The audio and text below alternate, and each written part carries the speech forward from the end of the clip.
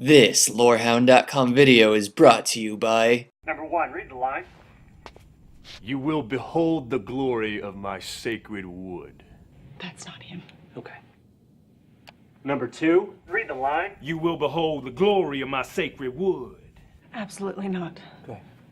Number 3. You will behold the glory of my sacred wood. That's him. Every year, 1 in 5 gamers is accosted by an elf. We're tired of elves.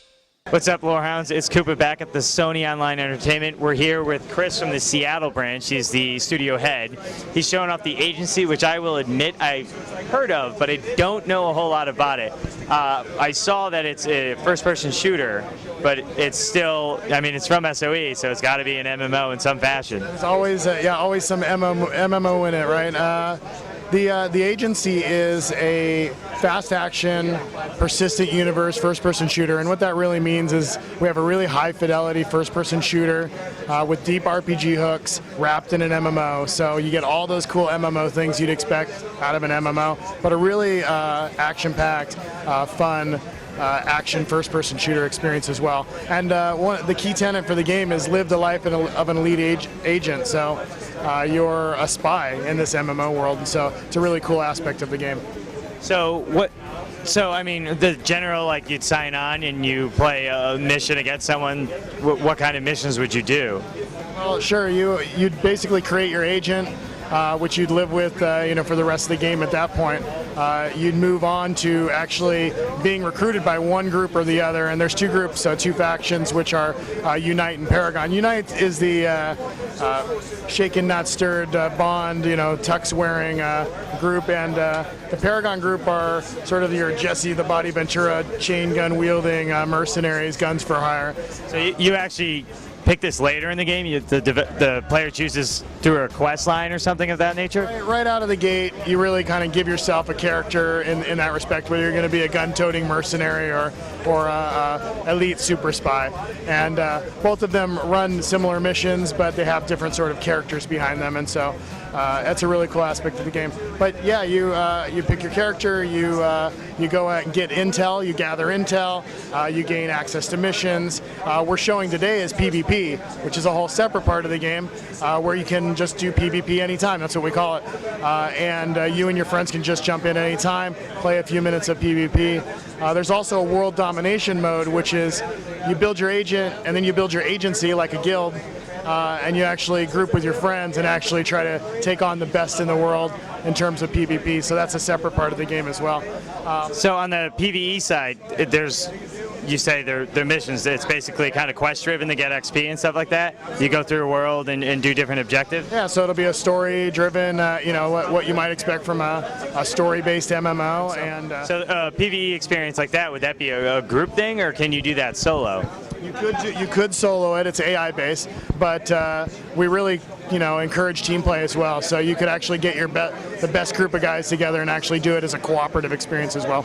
So since this is an FPS, is there really classes? There are actually. We call them roles, but they are in fact classes because they upgrade and you get experience based on which class you're running. We're showing the Recon class today, which is the smartest guy on the battlefield, fast, light armor, stays in the shadows, sniper rifle. These are the guys that are sneaking around, seeing the enemies before the team sees them. And I could show you some pretty cool abilities that the Recon has. There's this whole aspect of you are what you wear in our game. And so if you're trying to sneak into a party to get intel, you put a tux on and sneak in. If you're trying to get into a rival faction area, you start to wear what they do. But in combat, if you want to take on your enemies the best you can, you put all the gadgets on that you can afford to hold. And Recon actually has two really cool gadgets that we're showing off today. One is Oracle Vision glasses, and the other is called the Hotfoot Tactical Insertion. That's a flare. And basically, the Oracle Vision lets you actually emit a beam that actually lets you see through walls. So we basically taken the wall hack cheat in other games and embraced it as a spy. Have it be part of the game. Yeah, and that's a cool part of the game. It actually gives you and your team gets to see the people behind walls, a great tactical advantage for a certain period of time, and then it wears off and has a cooldown. But we actually encourage you to play roles a certain way or classes a certain way. You actually fill up the bars of these skills, and then you can fire off the skills. It's a really cool combination. It's fired up and check out some of the PvP.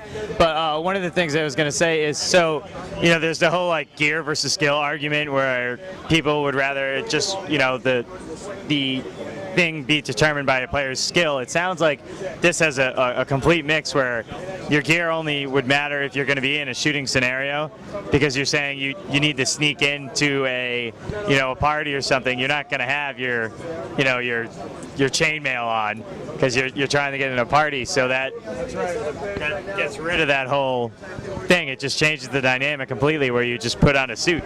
Yeah, when you're in what happens if you get in a firefight at that point? Well, I mean, you're going to have weapons, in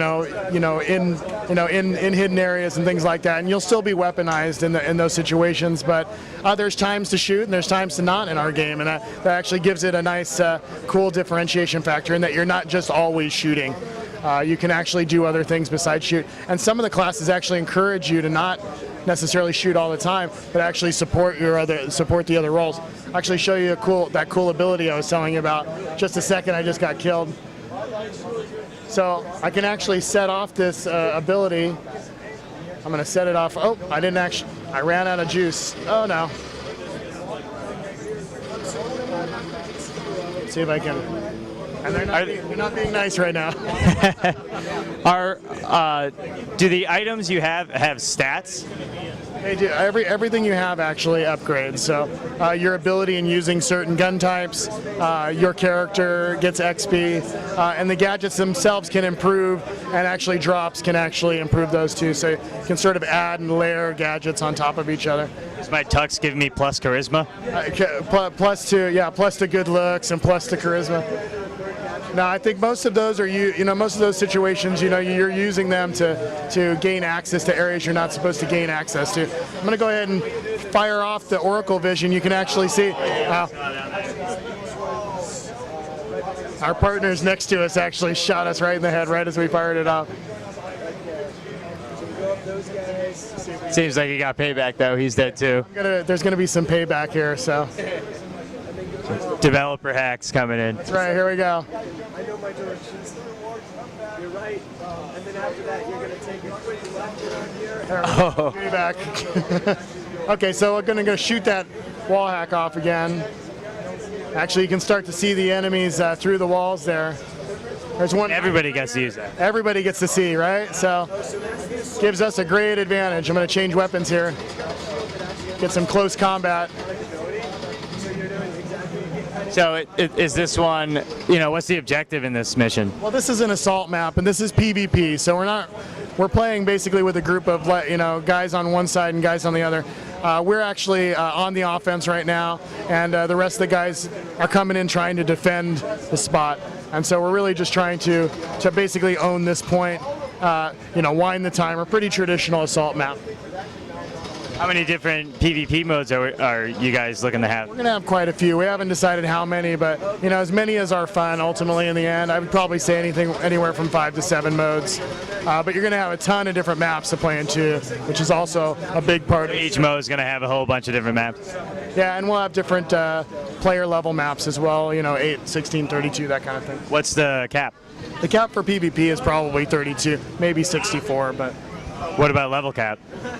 We actually, as many as we can fit, I bet. All right, the public space actually is, we haven't actually figured out how many, but it's a ton.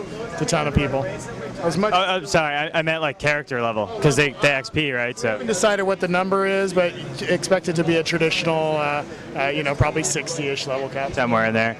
And then you were saying that it's about, I think you said 32 to 64 people can be in PvP maps? Yeah, head-to-head, 32. What about like the missions? The missions, we haven't determined how many players we want to go on each mission, but we've typically gone in 8 to 16 in a team at the max and play against AI.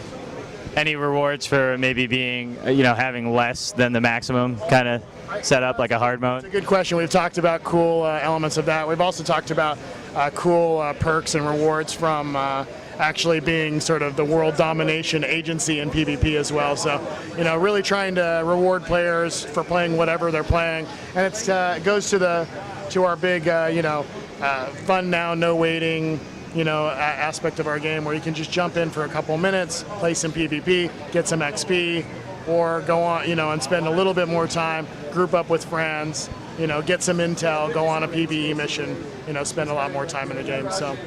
Well, it looks great and can't wait to play it. When are we looking for beta access and stuff like that? We're not actually talking about it yet. We're pre-alpha state right now, but we're happy with the progress so far, and we'll probably be announcing something pretty soon. What about a release date? Do we have any kind of window? Again, nothing yet, but not even a year? Not this year. Not this year. The agency, not the game coming out this year. Probably sometime next year. All right, thanks a lot. It looks great. Thanks.